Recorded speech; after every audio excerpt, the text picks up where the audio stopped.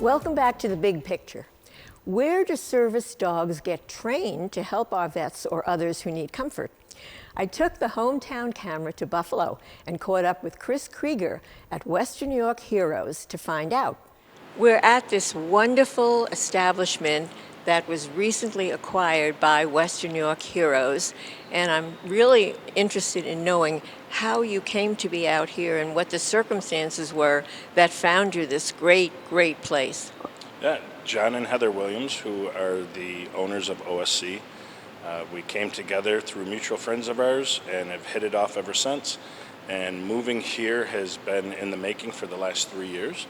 We decided to shut down operations in Williamsville, New York, and bring it to the inner city of Buffalo because we were getting a lot of veterans. We were even getting social workers from the VA who were saying that the veterans here have transportation issues or have no Wi-Fi or internet where they live. So that's when I took it to the board of directors and started discussing about shutting down operations, and let's bring our services here to the veterans who need us most. And physically, tell me, we're sitting in this big room, which I know you can use for conferences and get-togethers and so forth, but there's a lot of different areas. Yeah, so this part of the building that we're in right now is our Positive for Heroes Service Dog School. We decided to build our own school to be able to provide more service dogs to more veterans and cut down on the waiting list. But this whole building here used to be the old Chevy plant. And that's when, up here in my mind, I knew what I wanted. I just needed help getting there. And that's where John and Heather Williams came in, and we've had many sit-downs and discussions and meetings, and finally, it came to light. So not only is the location better and more accessible, but the facility has a lot more to offer. It does. So, yes, the location is 100% better. We're getting veterans that are even walking in off the street. The bus route, the stop is right directly in front of our facility here. By moving here, we also brought on our own mental health therapist, nurse practitioner, so now we can offer mental health services to veterans right here.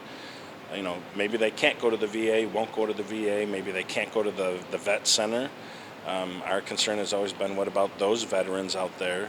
What's going on with their mental health and what are they doing to get help? We have found by many of them that they're not seeking that help. So by us adding another program, another service to veterans, we can now not only provide them with mental health services, but we can also do medication management right here. And all of those are so important, especially what we keep reading and hearing about how mental health has been not only a challenge, but ignored many times. Oh, yeah. Yeah, we are also a part of another program through New York State called ETS sponsorship. So that is a program that we have been working with the state to build.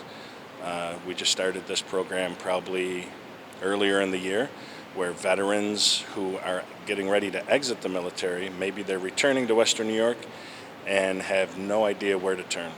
No matter where they're exiting the military from around the country, we receive a message through our new system that, this individual is exiting the military, returning to Western New York. We can then reach out to them, let them know about all our services we have to offer them and their family.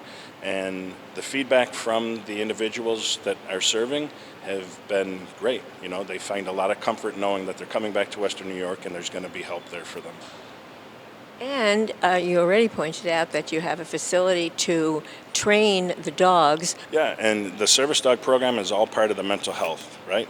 So we tell our veterans that, receiving a service dog, which is 100% free to them, this isn't the end-all, be-all, right? Consider it part of your treatment. You still need to take your medications. You should still go to, your therapy and counseling sessions, but adding a service dog to your overall treatment, it's a no-brainer. So a lot of our many, probably 95% of the veterans are referred to our program through the VA hospital. The other 5% are being referred from outside agencies. We're going to go visit the dogs right now. Yeah, absolutely. Let's go take a look. Hey, Chris, tell us about what's your service dog's name? So this is Kilo. Kilo she'll be 12 months, or she'll be a year old next month.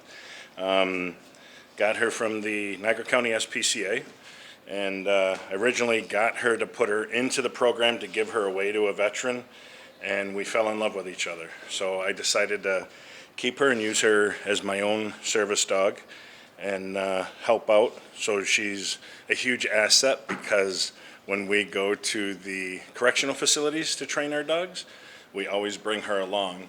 And it's actually interesting to see how, you know, the dogs will follow another dog and learn from that service dog. So How long does it take to train a dog? our program is 18 months. So when we bring a dog into the program, the first 10 months we drop them into the correctional facilities where they will stay. Then we graduate them out of the correctional facilities.